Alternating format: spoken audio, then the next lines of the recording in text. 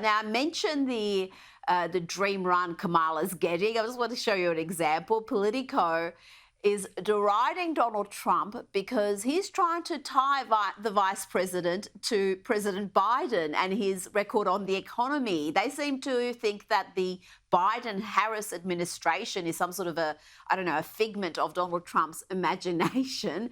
And they write it was a link Trump returned to repeatedly throughout his hour-plus speech, an effort to blunt Harris's polling and fundraising momentum by tethering her to Biden. The US media really is in the midst of a propaganda campaign unlike anything I've seen in my lifetime. Yeah, I mean, look, Trump doesn't have to quote unquote tether Kamala Harris to Joe Biden. Kamala Harris tethered herself to Joe Biden when she agreed to be his running mate back in 2020. I mean, the Democrats this week in Chicago at their satanic convention are talking about what Kamala Harris is going to do in, God forbid, God help us, day one come January 2025.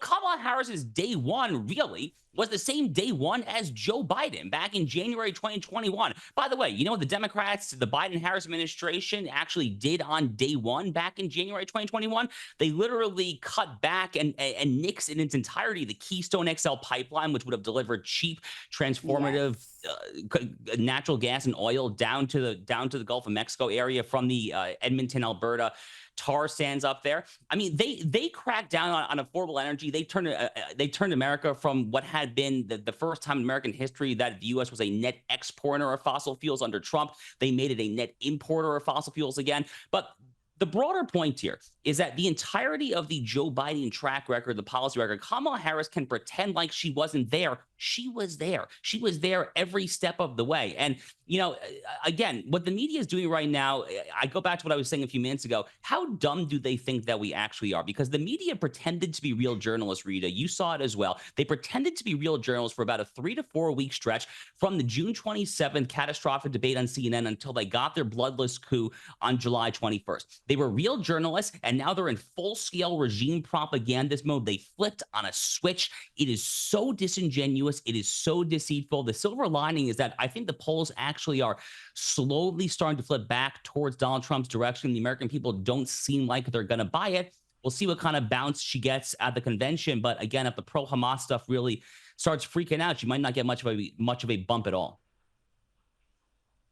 Well, just on that media campaign, conservative media watchdog, the Media Research Centre, has looked into this and found that since the Democrats dumped Joe Biden for Kamala Harris, the reporting from major media outlets like ABC, CBS, NBC has been overwhelmingly positive for Harris and overwhelmingly negative for Trump. That's not going to surprise anybody.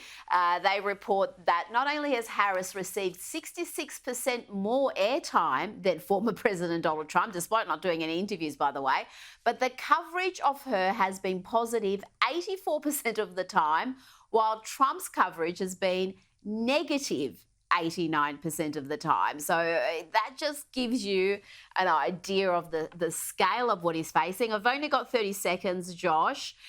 Is this campaign, this media campaign, too much for a candidate to overcome? Could he possibly overcome it like he did in 2016?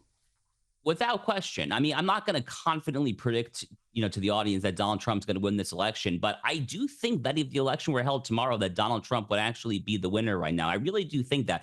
Recall that America elects our presidents in the Electoral College. We don't elect our presidents in a national popular vote. And Republicans have something of a structural advantage in the Electoral College right now. Back in 2016, Trump lost the popular vote by about 2 points, won by a good amount in the Electoral College. Something very similar could happen this year. So again, if the election were tomorrow, I actually do think Donald Trump would prevail, believe it or not.